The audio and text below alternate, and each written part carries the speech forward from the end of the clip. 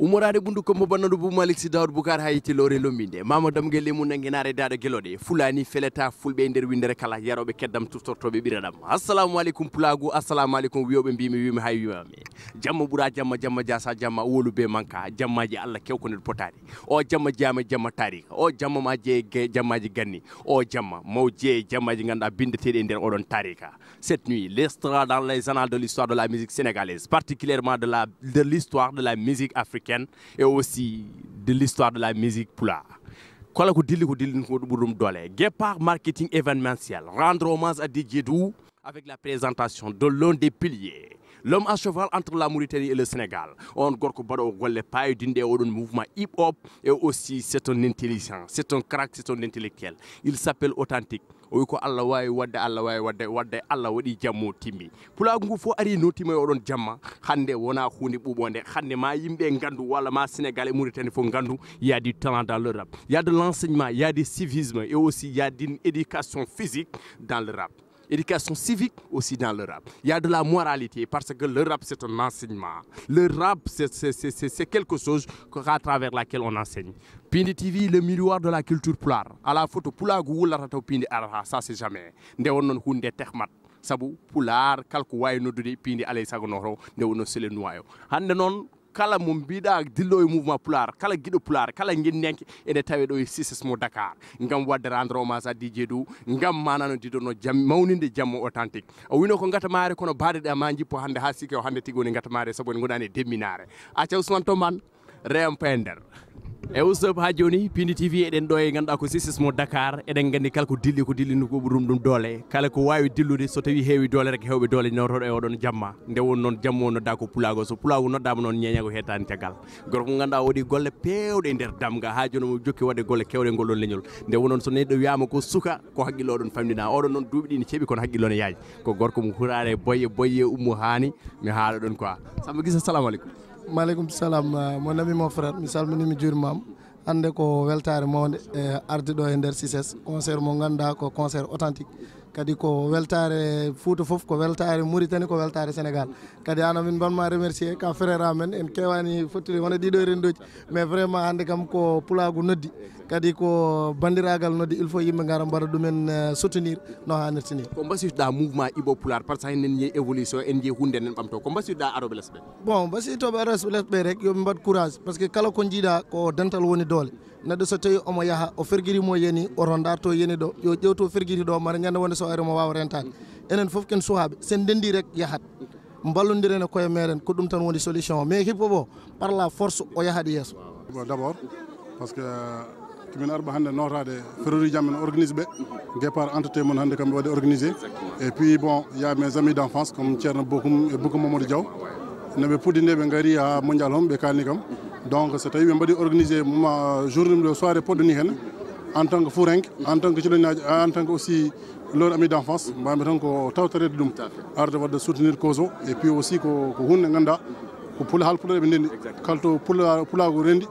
en tant que haal pulaar aussi min garade min jiiya hen min gari aussi bon au delà de ça aussi il y a mon cousin aussi linko mo ganduɗa aussi ko gorko mo Wourossogui aɗa andi mo ganduɗa min j'ai toujours soutenu ces programmes et tout donc on aussi omo jeeya invité ji ɗi donc ne jogui ko heewi ko rendi kene tagui min arde hannde min gari nak min gaddi jeune uji amen ha heewi min coodi tikkiraji amen pour wadde accompagner la soirée et puis bon authentique aussi c'est le bon diplômé ko waji mo ganduɗa min mbaɗɗum sewto no feewi ko waɗata ko no weeli min te mun koye tekki axe vraiment pulago wi ko noddude tiɗani kono tiiɗi ko noddude noote mais ɓe pawri hen sa noddi a nootama yato ko bande notima nde authentique noddi ko bandi ko en guiɗi ummiɓe Sada Sukki ummiɓe NKTT walla NDB woni Nouakchott walla ummiɓe rewo e woodi bowe haɓen ɗo ko famille makko ƴiƴam makko ardi tawtere ɗoɗon jamma c'est pas donné à n'importe qui c'est la deuxième fois qu'un rappeur alpulaar waɗa engagé oɗo salle parce que eɗen gandi c'est la deuxième salle la plus majeure ou bien la plus grande de la capitale sénégalaise c'est pas facile artiste ma jeɗɗa woni level aji woni niveau ji mbawa ganduɗa ko wadde songo Cices woni songo Cices kono nimsani famille makko ari tawtrede kambe be ngari tawtrede o do réussite parce que be ganno yettordo bandiraɓe on calminama hande addumin ɗo tan ko weltare addumin ko weltinde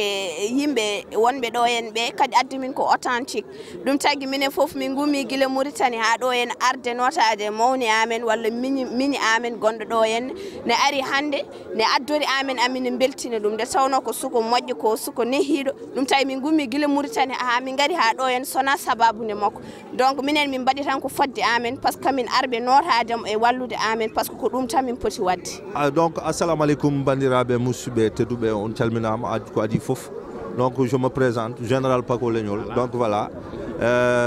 arde ɗo ene tawde ɗo aussi sister am miñam sehilam donc voilà woni voilà ndananɓe nga xamni carrément ko hande kanko woni Viviane Fulɓe hein donc an aussi tu es mon frère vraiment mon big bro anani mo jiɗmi mo korsinmi neɗɗo kadi bawɗo ko waɗata ganduɗo ko waɗata aussi donc hande so tawi a darni kam ɗo vraiment mi daroto quoi parce que mbeɗa andi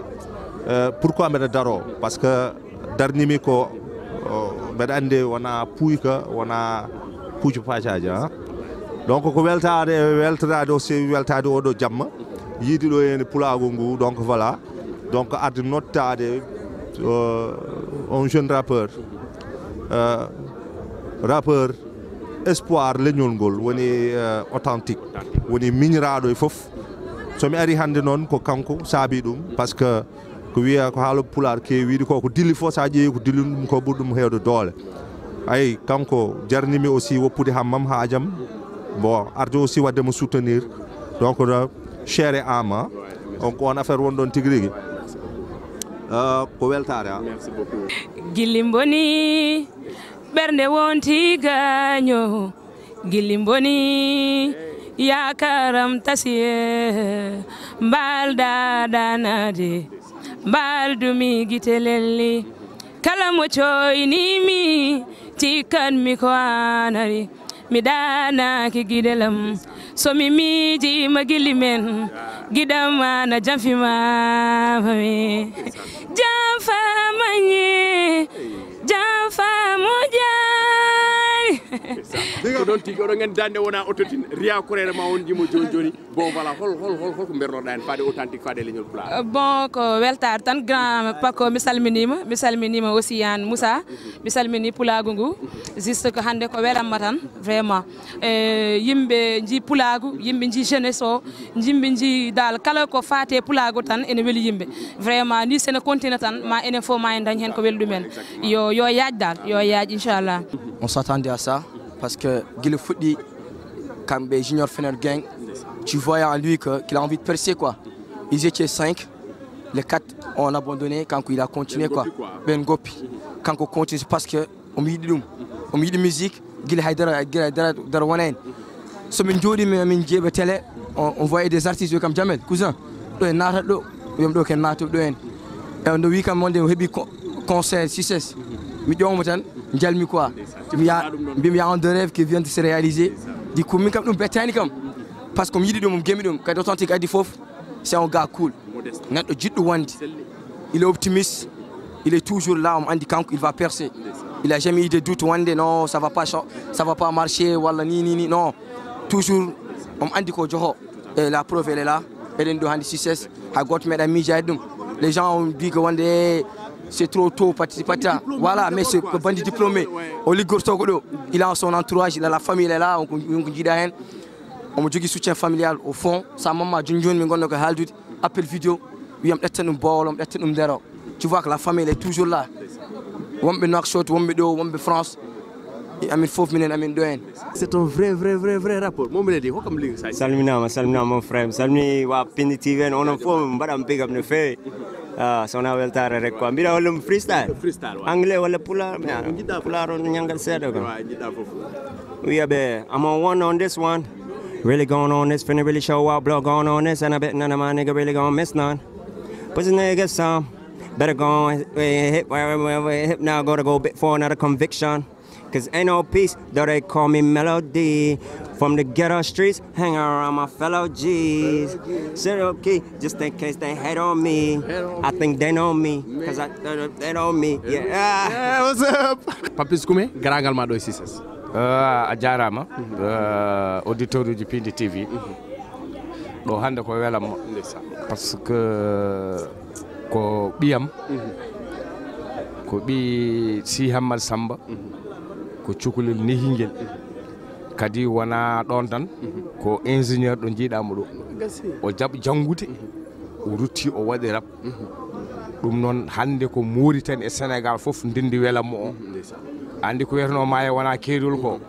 ɗum woni ɗo hande sa yi otuji rim nan ɗo ha mbayno leydi sukaɓe Sénégal naɓe sukaɓe Mauritanie dande maayo nde o rawa e worgo yimɓe fof pottiɗo a faami eɗen gondi ɗo e miñam sehilam général Pako Leñol kadi ɗo kala ɗo rap heeɓi hande rap fulɓe ko Allah e makko wiide so Pulaar woni entreprise kanko ko actionnaire c'est le précurseur ko kanko woni le père fondateur famille oɗo ko ɗum ɗon oɗo Aliou ko ɓiɗɗo kadi eɗen ñaago kala hande naato e rap yo jogo bagage gandal a faami o jogo bagage par ce que ɗo ɗo jogui ko maîtrise makko wa ha joni ndeysan ko Pulaagu noddi eɗon gandi gonda ko jaare ɗe fof Pulaagu ngu fof en tawi ɗo oɗo jamma nde wonno oɗo gorko so yiyama oɗo jamma ɗo e Cices wonta betere wonta par hasard wonta surprise e leñol Pulaar o wiyete ko Aliou Guissé gorko mo boyinaji ngo wuuro mon andi ɗum wuuro Ceerno Amadou Boyinaji ñang ndeysan Ceerno Amadou Bocar ndeysan ɓocciriɗ nanɗo Aliou Guissé nanɗo en tant que artiste ari ganduɗa ko addude apport mum ari addude soutien mum faade authentique faade Pulaagu bisimilla Guissé ma d' abord ko adi fof mi salmini Pulaagu ko adi fof mi salmini fulɓe mi salmini Sénégal mi salmini dendagal aduna et surtout kadi mi salmina diaspora mi salmina wa Pindi TV ha woni gonga nde taw noon ko télé am bandiraɓe ko adi fof mbiɗa jogui weltare mawde ko adi ɗum ko miñiraɗo meɗen guiƴiraɗo jaadiɗo woni holi on authentique kadi ko suka nehiɗo e leñol ngol kadi ene waɗa ko heptini e leñol ngol wadde noon ko authentique so noddi bandiraɓe fof ne poti notade artisaji ɗi fof ne poti notade e fulɓe fof ne poti notade e welamma noon hannde ne waɗi en gaɗa beño par ce que ko wayni minen les artistes walla enen les artistes en ngala frontiére ni mbala ni rap ni reggae ni ko wayi ko wonde kala artiste dilluɗo dillini en tant que ko ɗemgal ngal yimɓeɓe fof ne jogui droit drade gara mbaɗa ɗum soutenir nde taw noon sur scène o wona rabo tan montata toon eɗen mbawi wiide acoustique o ma monta toon mbala ko ma monta toon folk o ma monta toon foof ma monta toon wadde noon hande ko jamma mawɗo e jamma te kadi mima hande billahi wallahi scène o wonko woni toon de min furnam mboɗomi ɓallini almitam mboɗomi boyni furnam somi pari noon mi gat barlande min ciwo lowol e sani e fartak e sur scène min mambo ɗum ɗon authentique boy woto hul woto fayi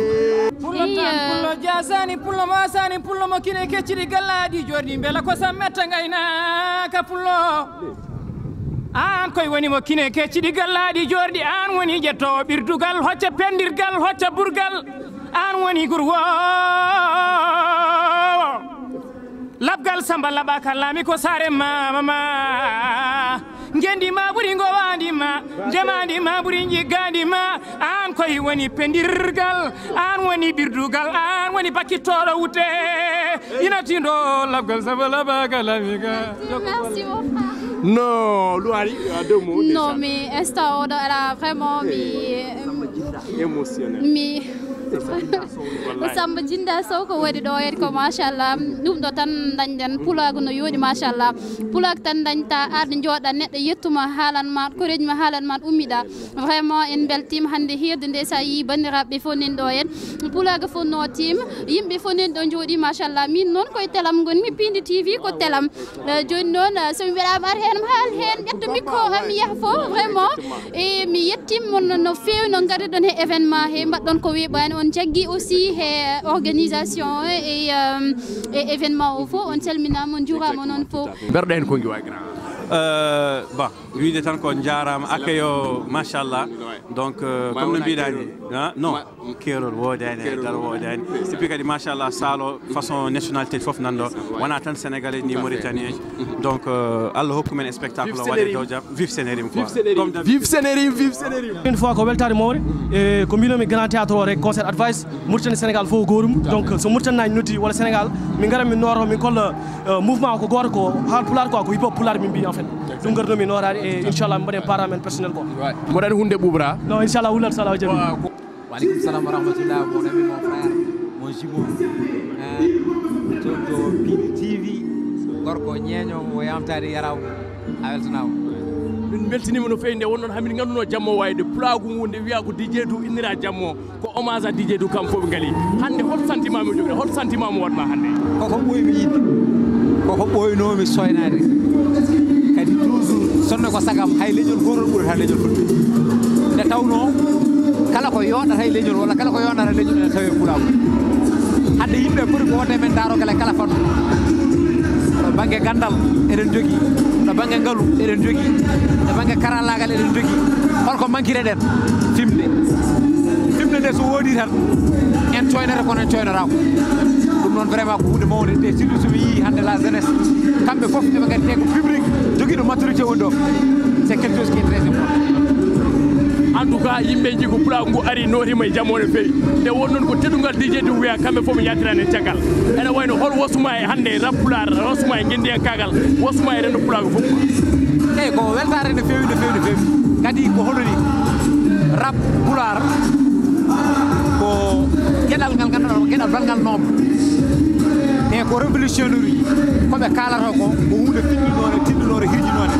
te kadi rappeur so tawi waɗi ɗum tan alay sago ko neɗɗo joguiɗo lowdi gonata donc nak kamɓe ɓuuri waɗede soutenir hande sa ƴeewi ko kamɓe tan noddata en jiiya jeune so fof mabɓiro yalta donc nak enen poɗɗen ko darade gonen promoteur uji poɗɗen ko darade mbaɗen ɓe sponsorisé poɗɗen ko darade aussi notitoɗen te sen gari aussi townen ɓe tonken ene tawno kala mo tonti ɓamto leñol ɗum ɗon tonti ko leñol jarama musidɗo tedduɗo en calmini daroɓe Pini TV kala en juurimoɓe mi salminima kadi no fewi ka neɗɗo tedduɗo machallah so ɗum ɗon ɓenni hande en gari gam ardude Amadou Koumé woni DJ Du ganduɗa ko gorko pullo gorko maabo gorko ñeeño jontaɗo ganduɗa ko bobo joom jamanu minen komin gandodiri e joni waɗi duuɓi jeeɗiɗi walla jeegom famɗi walla jeeɗiɗi ni ndene joni min meeɗani habde min meeɗani dugdude min meeɗani haaldude kadi ko soofi hunde fof noon min nani hunde fof min jii kono kala e saaha emin jiide emin nande te ɗum ɗon ko weltare hande noon ɗum ɗo min mbiyata ko leñol ngol fof yo janggu hen neɗɗo so tawi ummima o golloni leñol ngol hay soko 10% ene moƴƴi leñol ngol ummo yoɓamo hay soko 20% donc DJ wonko waɗani leñol ngol ɗum saabi hande leñol ngol o ruttama jettoro minen kadi min ganda moƴƴo min ganda bonɗo min gandi ko jiɗɗo leñol ngol ko on woni moƴƴo amen gaño leñol ngol ko on woni bonɗo amen te DJ ko jiɗɗo leñol ngol wadde ko moƴƴo emin mbiyata bandiraɓe ko yo duwonomo yo neldumo duwaw yo ballumo yo gon bibje makko yo gon doole makko yo gon cuɗare makko yo gon tuddare makko yo gon sutoro makko sabu ko ɗum woni nafata meɗen vraiment min beltima onon moɗon hande garan oɗon ƴetta min emin kaala ko weltare kono paamon ko watte koɗo fof ko enen ndendi ɗum hande ko DJ jangga ko an ɓawa jangga ko goɗɗo kala neɗɗo mo gonɗa no teddine enen fof garen en tout cas en beltanima guépar marketing en beltanima authentique en beltanima nalankoɓe rewɓe ɗo fof mais eɗen beltano DJ Du ko neɗɗo mo ganduɗa ina handi e ko waɗana ko ina handi kadi ko ɓuuri ɗum ɗo te kala ko waɗna o waɗi ko ɓuuri ɗum ɗon minen min beltima ɗum ɗo wayno ko min waɗana ina wayno ko an waɗana ina wayno ko Saydou Tall waɗna waɗno ko weltare amen minen omo waɗi ko ɓuuri ko waɗana ko waɗana ko ko waɗi ko ɓuuri ko waɗana ko woto yimɓe cikku ɗum ɗo ɓuuri ko waɗi ko ala ko waɗi ko ɓuuri ko waɗana ko donc yo yimɓe tinno yimɓeɓe jaggu hen te min beltima en mbi ko ñagonademo yo Allah junnu balɗe makko moƴƴina battane makko ko yiɗi ko yo Allah rokkumo ɗum tan min ñagoto ko heddi ko weramo wawi ko waɗata ko ɗum omo wawi beele ko jontaɗo beele ko jiɗaɗo kono komin jiiɗi ko woni o juuto balɗe o moƴƴo battane Allah rokkamo naftorade ko wonni ko ɗum ɓolum mais min beltima Pini TV aussi min beltima e Pini mi weltanimom mi weltini yimɓe galle ko addi foof mbiɗa yetta Allah mbiɗa jara rasul sallallahu alayhi wa sallam wawa fuɗɗade taw min jarani DJ hakkude men wona hande koko ɓooyi mbeɗa wawi wiide ko référence e nder jiijam par ce que neɗɗo jiiyowo neɗɗo ne jiiɗi wonde forna wiya ara mi walluma no gonirɗa wona hunde wemde ko neɗɗo moƴo wona neɗɗo garani neɗɗo goto mo mbiɗa foof DJ Du wiyatma ko sehla firti ko wonana neɗɗo gorko leñol ko fof o woni ko neɗɗo moƴƴo vraiment en tout cas mbeɗa wawa yobde mo ko neɗɗo moƴƴo neɗɗo jiɗɗo pulago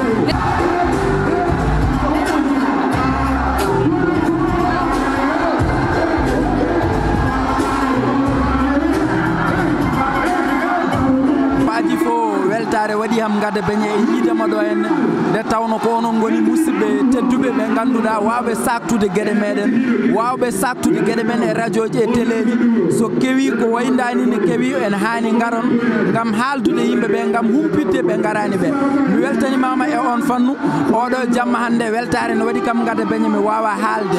mbeɗa yiiɗi haalde no fewi kono mi wawa haalde komi beltuɗo nde tawno DJ du ko bi nenam no mbiɗani Abdoul Salam Ba so noddi walla DJ du noddi ene hani mi ara kono enen foof rendinen ɗo ko pulagu ngu enen fof rendinen ɗo ko yidde wotere nde holko jiɗɗen ko ɗemgal ngal holko jiɗɗen ko fuure men holko jiɗɗen ko rendo meɗen yiye e kala saaha culture pular men artire ɗo e Dakar culture pular men mawno ɗo culture pular men yaaja ɗo culture pular men yiye ɗo culture pular meɗen yiɗe ɗo enen kala to jaaɗen nawi en toon ko pulagu ala ko addi en ɗo so wona pulagu gonga ko yitte e cehilagal meɗen e DJ du e nalanke meɗen ngala authentique e dendagal rapperuji meɗen arɓe ɗo gaddi en ɗo kono noon ko pulagu tan addi en ɗo en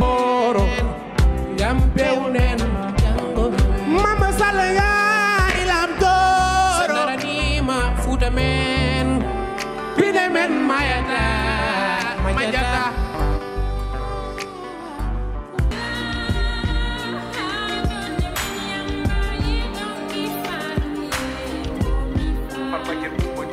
no foti laabi gonɗa hakkunde gurdam e mayde sawo ɓiɗɗo lebbi jeenayyi jibinna hawre mayde sugo hoore mum ñaago Allah yo ɓiɗɗo dat welno gorko funta ɓiɗɗo yewte essiraɗo saaha fiye yenne ƴette jooɗo muña mette saaha seere yalta galle ɓiɓe muɗum keɓte so gonga debbo doole maɗa keƴane gorko ma nelaɗo innuma laabi tati nde inni gorko so gorko ko an debbo i tatta jeddi mba ɓesanani fof tan woye janggo yejjite mumtu gondima mo woynuma wondi ko anda an woni sohna Diarra woni mama Astu Janka ko an o ummonte ñagonte joɗante e jakka tukkito dara kam yo guite meɗen mbidu jakka je te mbi fe ira fama I love you debbo mi suwi kuɗol e timtimol bindan mami jimol Yor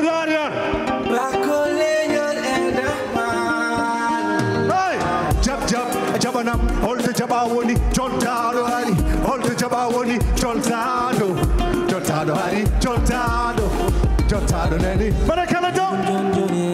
hey ha yimɓe ganda ko on tan woodi onon wonɓe kamɓe mi yaade juuɗe mon dow mbaɗeni wiya onon wonɓe ɗo ɓe yam juuɗe mon dow kala joguiɗo guiɗal mum e waɗani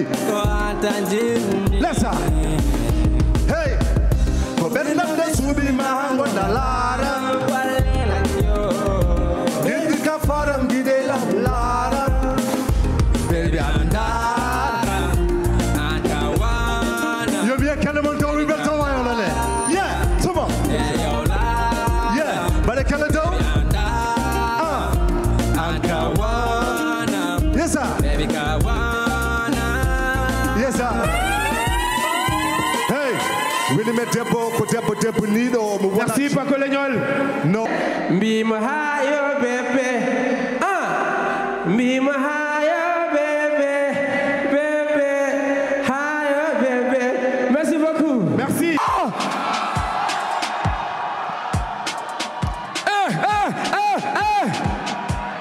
on va essayer d'enchaîner avec un gosse exceptionnel il est bien il est bon il répond sur le nom de Assalamu alaikum, Cices, no one.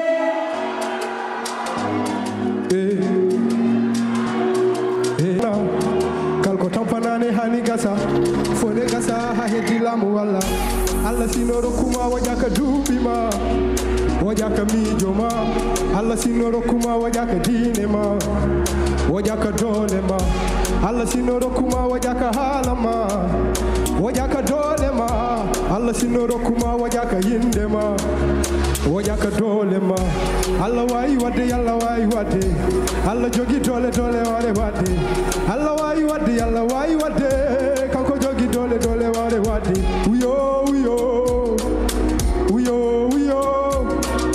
uyo uyo uyo uyo dekete kalko munya ina gasa kalko foti wonde ina wonna kalko tampanane hani gasa fode gasa ha heddi lamu walla Allah sinoro kuma wajaka dubi ma wajaka mijo ma Allah sinoro kuma wajaka dole ma wajaka yinde ma Allah sinoro kuma wajaka hala ma wajaka bernde ma uyo uyo uyo uyo uyo uyo yo assalamu alaikum assalamu alaikum Cices no emon Gini jam man ni kene ni jam la ta ko jam no han mo ni rabe tagi fu ko daf beautiful hala hala ta go wada sa ko mi ko indu do vindu be pewnu mi hala bido lamburi dubam mi ya hala ko ci kibi tati mo dongo tumi na de keto hala fu mi beda amo kono buda mako jedi hay soko lawol diwi welde bade mo be jabi hasi deji fomi teli no de wimbi gede jodi so rap yo bari kam diplom na jodi te rap yo bari kam par force ma liga ngata mari fi de debi na na kure hiko wala wala Cices enen fofu jambar hulata wi de so wa wa wa jambar dogata yi no de dole yarta on wel ko iyo na wada ho ki jumen bawa ajibi ni jambar kal fu de rap mo be dara jambar hulata wi de so wa wa wa jambar dogata yi no de dole yarta ne on wel ko iyo na wada ho ki jumen bawa ajibi ni jambar kal fu de rap mo be dara heden fof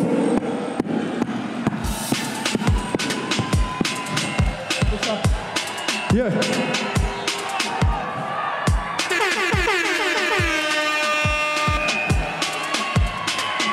Lo. Haye sokola wala wala hey hey. Hey. Nekete kalko munya ina gasa. Hey, kalko foti one day. Ala, kalko tampanane hani gasa. Hey. Uha, wori ko gasarado. Wori ko gasarado. Worico gasarado, calco gasarado, and then fof ni Allah wayi wati you mean Allah wayi wati hey you mean uyo hey mi jonna wi kam holto bernde sikano bernde hewde jam takidum ko malano aduna wi mi ya gilli sahane jamfo jiddo mo foftini le min bede inma ho temi suraki domina min bede inma ho temi salaki sahawelat sahamusani famni mawbe men bino hade welde mamusa mimi andano mumid hamijibo deboji domo idatan holko welma bidom ya fijiru gilimu wonto yetta sahaso miyani miyechito ada sound jidomo surete wadanta moina halta te kaldelo fida wonde ma haloftoda mimbe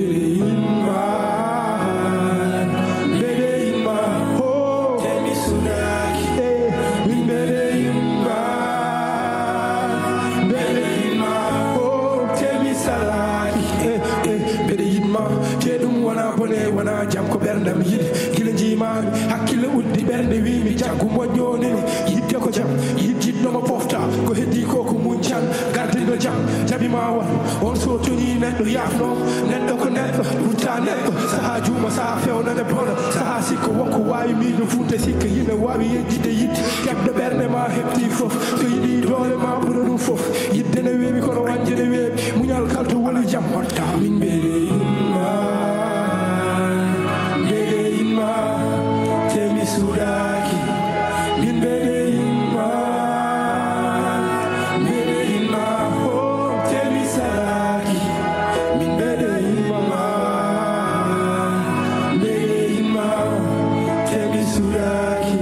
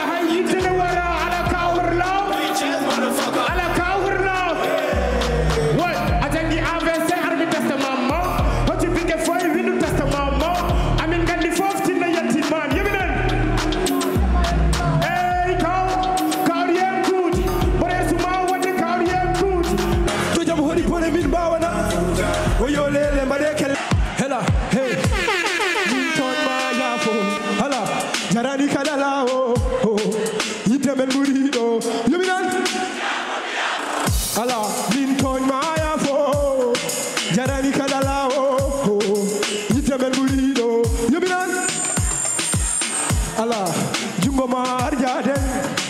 holto gaño men ala an yidde wona weli yiɗa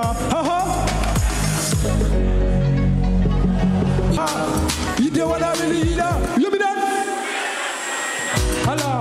jaro gami haddemo ɓende lamde mi famminmo komi tampuɗo ɓuri heɓdema wadde weɓata ala jaro gami haddemo ɓende lamde mi famminmo komi tampuɗo ɓuri heɓdema enen fof min toñma ya fo jarani kadala o yidde men wuriɗo yominan ga min toñma ya fo jarani kadala o yidde men wuriɗo yominan yafo mi yafo somi yaflima yafo yafo mi yafo jarani kadala o yafo mi yafo somi yaflima yafo jarani kadala o yidde men ɓuriɗo kono ko jiɗɗa komi watta ɗum komi julɗo meɗe jumoteɗe titta ɗum wonduɓe mbaddata fatta ɗum kanko beɗo woni hone nana batti ɗum komine ma yo haade mineyma jarani woɓɓe yine gandanma surtout ko woppanima guiɗel ma handu yidde yine enen fof mi yaafo yaafo mi yaafo handu yidde yine ma kema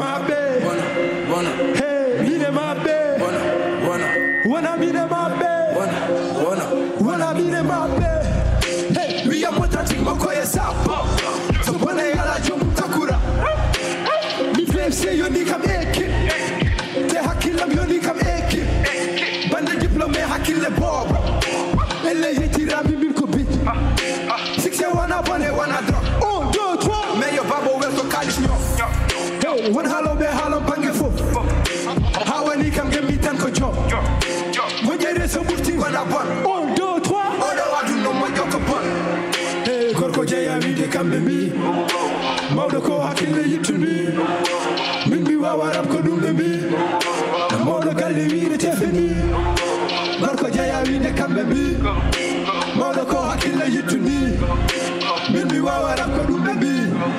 no mawɗo galle wi e tefani